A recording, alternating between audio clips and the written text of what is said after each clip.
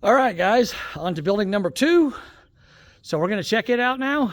Right behind me, if you saw my first video, there's a Nash Rambler dealership sign. It's got the old neon bulbs on it. Very cool. I'll flip it at that. Very neat sign. I don't know, that sign's probably from the probably the 40s, I'm guessing. And that sign is not painted, it's porcelain. So back in the day, they would actually put porcelain on a sign, and that's why almost 100 years later it looks like it does, because that's not paint, it's porcelain, just like on your sink. So that's why that looks that good. All right, let's go check out this building number 2. And again, he's got just a little area outside here where he's got a bunch of old signs hanging up on the walls. Very cool stuff here. I don't know what that is over in the corner. It almost looks like a car lift, but it's not a car lift. I don't know what it is. But anyhow, there's some cool stuff. Now we're going to go in here. Building number 2. Looks like some old stuff in here. If you guys like snowmobiles, yeah, see this right here? Sun machine. These used to be really popular back in the day. I've actually used these machines before to diagnose problems with cars. This is called an oscilloscope. So you'll have all 8 cylinders firing. You'll have a spike for each cylinder, and if you got a spike that's down, you know, kV is kilovolts. So you should have your cylinders firing up around 10 to 15 kilovolts. If they're down here around 5 kilovolts or less, you know you got a problem with that cylinder, whether it's low compression or a bad spark plug or a bad spark plug wire or something like that.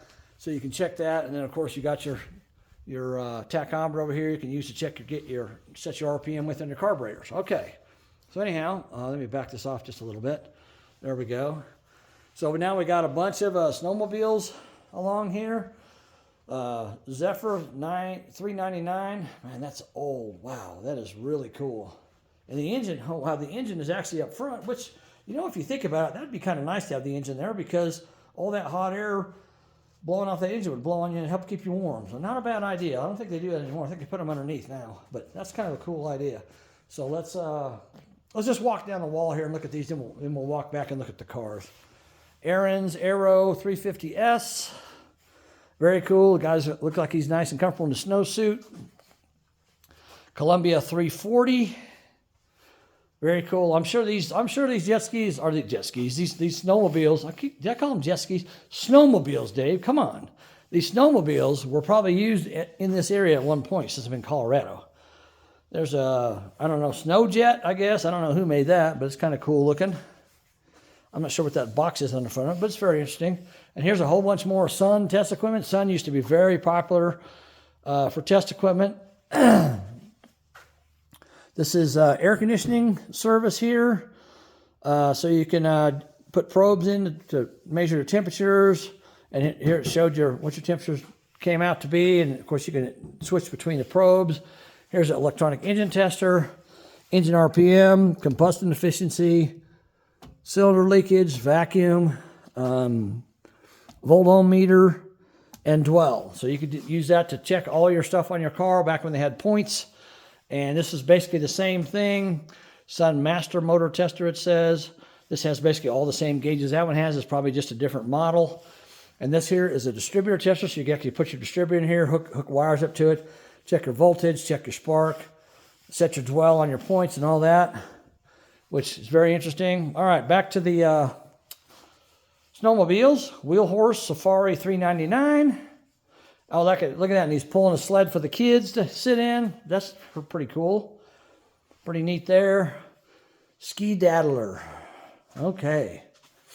And here's another very old, this is Allen machine. But it basically did the same purpose, but you got this big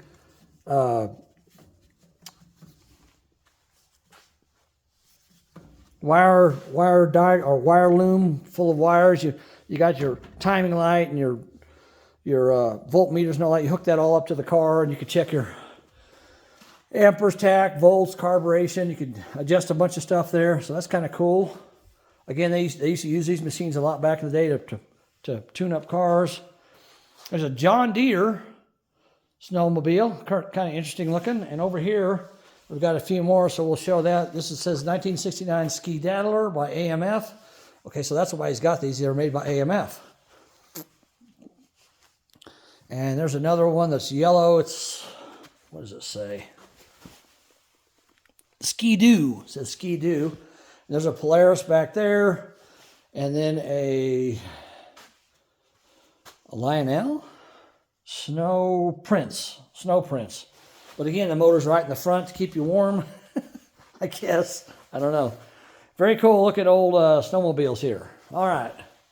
And this is the mother of them all, the Sun Machine, the roll around. I've actually used one of these machines before in my past. Again, it's got a great big huge oscilloscope in the middle, so you can have this thing way back from your car. You got this arm up here that swings out. See that? That swings out, and you swing that out over the hood of the car, and you take all them wires, you hook them all up to your spark plugs and your battery and your alternator and all that stuff, and you can check it. You can even check your exhaust with it. Check your CO out of your exhaust. Vacuum, parts per million, which it tells you how much is coming out of your exhaust. Cylinder balance test, volt ohm, cylinder leakage, dwell, and I'm sure there's an RPM, a tachometer right there. Yep, very cool. That's a very cool machine. They were very popular back in the day. All right, and now we got a Panther Arctic Cat, and this lady looks like she's having a blast on it. Pretty cool. It's got the cat skin on it. And we got another Arctic Cat. Very cool. Panther, says 440 on it. Wow. And this thing here, the Thunderbird, Chaparral Thunderbird. That thing looks like it's like from the 1960s. That looks like it's old. Very cool looking snowmobile there.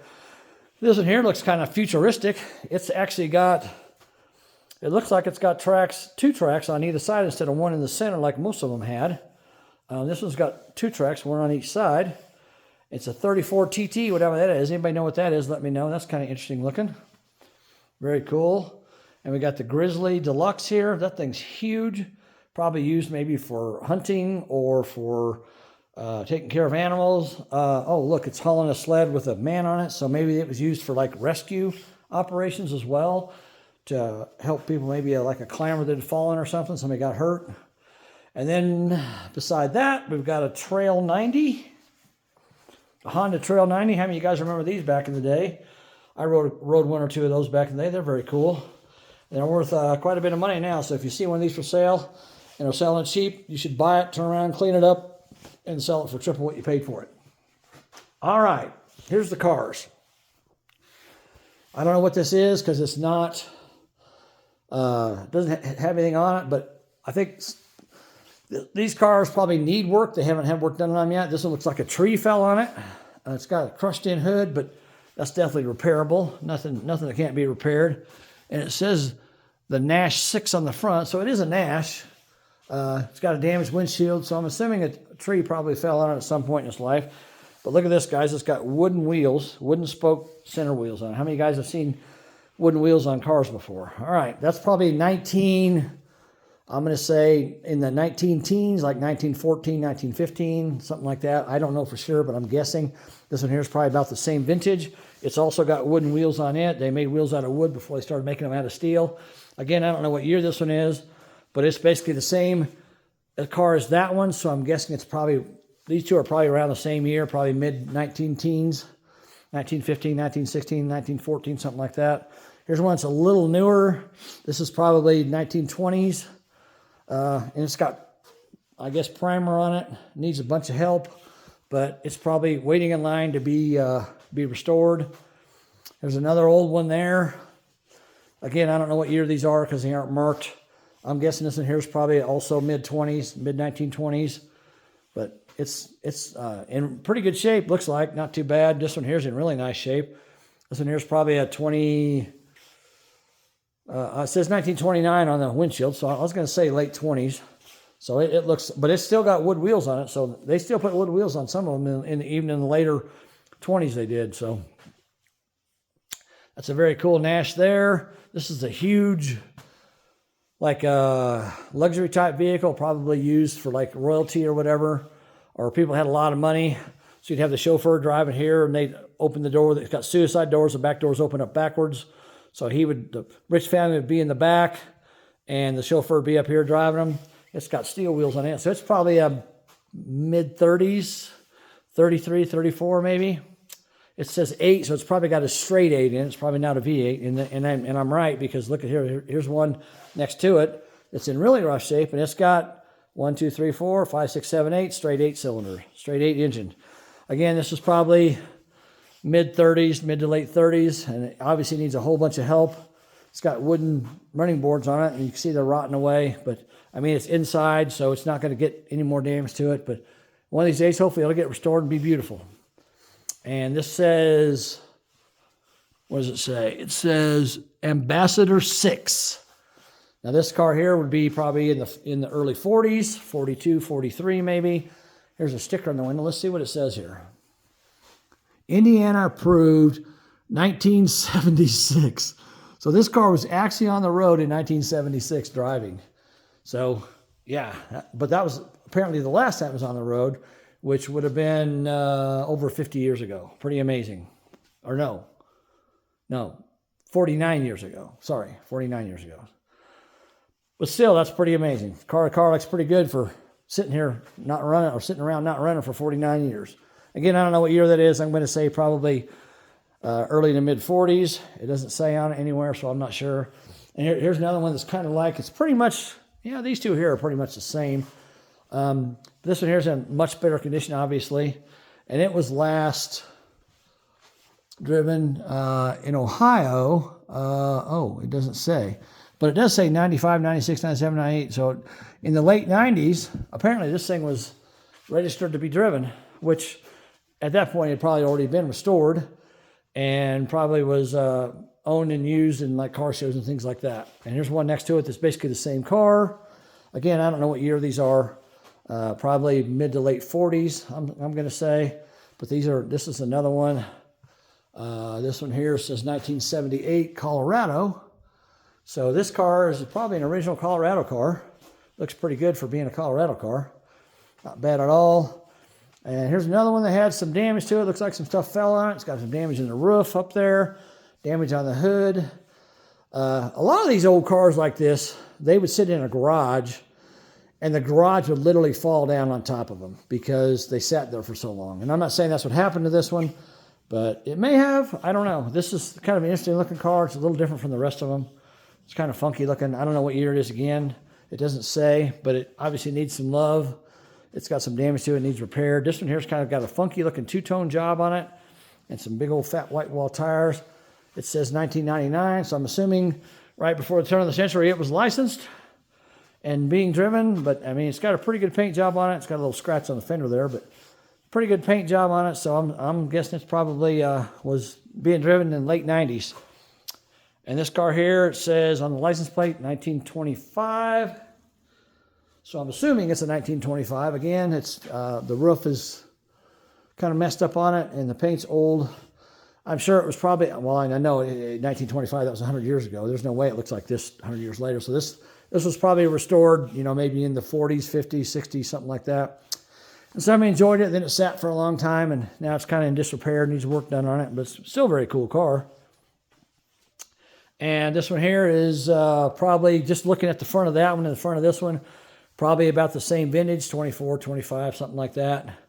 And look, it's got a little thing in the grill here. It says state insurance. So I guess your insurance company, you put your little emblem on your car from your insurance company. Let's see what this is in the windshield here. Safety checked. Oh, wow. 1958, 1964. Indiana State Police checked it in 1958 and again in 1964. So this one came from Indiana.